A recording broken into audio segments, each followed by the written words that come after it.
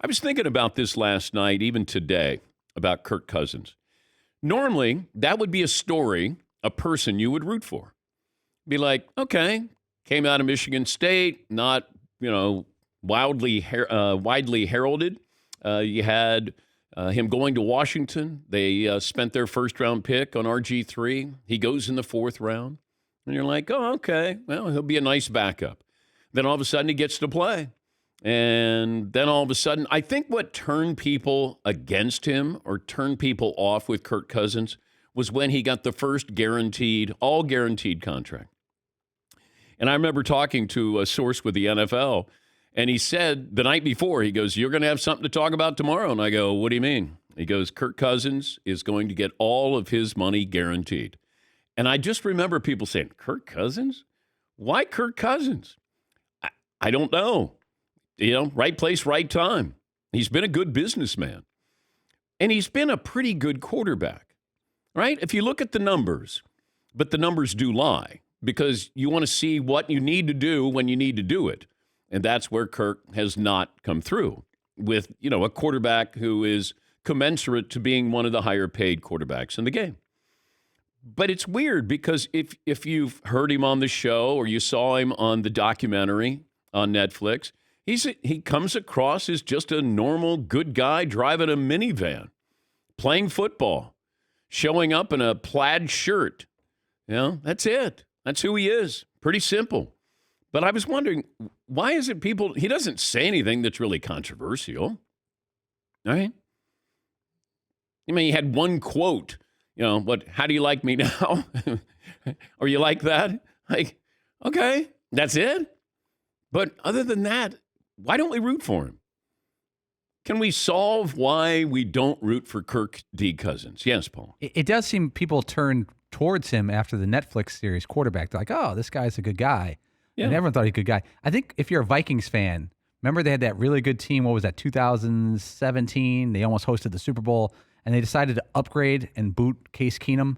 And the upgrade got you 2 playoff appearances in 5 years and not any closer to the Super Bowl. So if you're a Vikings fan, you're like, yeah, we like him. He's a good guy. He's nice in town. He puts up great regular season stats. They won 13 games last year, but are we closer to the Super Bowl or same distance? Well, you're not closer this year. I mean, they're sort of a weird team because they feel like 10-7 if all goes well. But then are you going to pay him? Are you going to franchise him again for the third time in his career? He'd be franchise tagged? Yes, Paulie. And if you're a third-time franchise tag, it bumps up the cost. I mean, he would make north of $50 million for that one season if he franchise tagged him. North of $50 million. Yeah. Okay. But like you say, they're in no man's land, Minnesota. They're competitive, but they're not in play for Caleb Williams. They're never going to be that bad. But what is it about Kirk Cousins? 4th-round draft pick. He's the underdog, and then all of a sudden we turned against him. Yes, Eden. I don't know if it turned against him. I don't know if there's people that necessarily root against Kirk Cousins. I think people goof on Kirk Cousins. Definitely. Yes. Definitely. Okay. But because he sort of is like a giveth, taketh awayeth kind of guy, isn't he? Where you're like, dang, he has like an awesome game, and then the next game he'll throw like 3 interceptions. And you're like, dang, what the heck with this dude? But would you rather have Mac Jones or Kirk Cousins?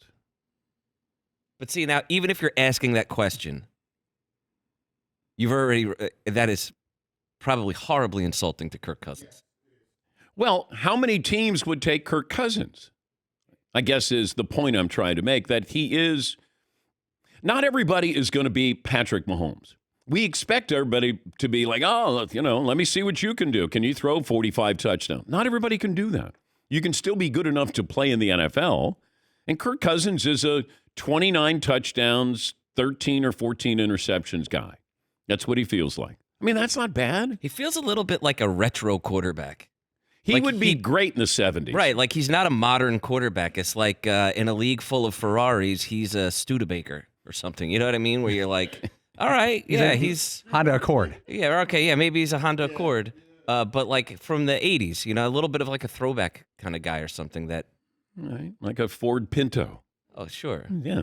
All right. Yeah, Paulie. I think I would take Kirk Cousins in the fall and Mac Jones in January, because Mac Jones has not proven that he's that much yet, but he does seem like he would be good in a clutch situation. He has been a little bit in the past. I don't know, it's just people have trouble buying into Kirk Cousins again, as far as like the Vikings going further. Oh, I would never be surprised where I go, man, Kirk Cousins didn't play well in primetime or a big game. But I do think he's a good quarterback. He's not great. He's not going to be something. It's like Dak Prescott. We keep waiting for Dak Prescott to be something that I don't think he is. Yes, Eden. Mac Jones this weekend was gifted 2 opportunities in the last like 3 or 4 minutes of the game to beat the Eagles, and they couldn't punch it in. He was gifted. It was dropped right in his lap in good field position, and it's like, all right, dude, now just take him in and win it, and he couldn't. But you would take him over Ryan Tannehill, right? You'd take him over Kenny Pickett? Yeah? Pickett hasn't done much. Yeah. But, I mean, he is a good quarterback, just not great. Would you take him over Russell Wilson Jr. III? How dare you? How dare you? Dare you? How dare you? Fritzy, would you take Kirk Cousins over Russell Wilson? I would not. I'm still holding out hope that the old Russell Wilson will rear his head in the coming weeks. Okay. If you remove last year, which is really tough to do with Russell Wilson. Yeah, you can't. Peak Russell was great in the fourth quarter. Yes. Great in prime time. Yes. He was somebody that I had on the short list of given the ball, he can be my quarterback. 2 minutes ago, trying to win a game down 4. I could find in my notes 3 or 4 years ago, we were discussing who would you want in the fourth quarter, Brady or Russell Wilson. That was 3 years ago. Well, we saw it in the Super Bowl when they went toe-to-toe, and New England did not have an answer for Russell Wilson back then. For a team that was led by their defense, they relied on Russell Wilson to keep them in that game against New England.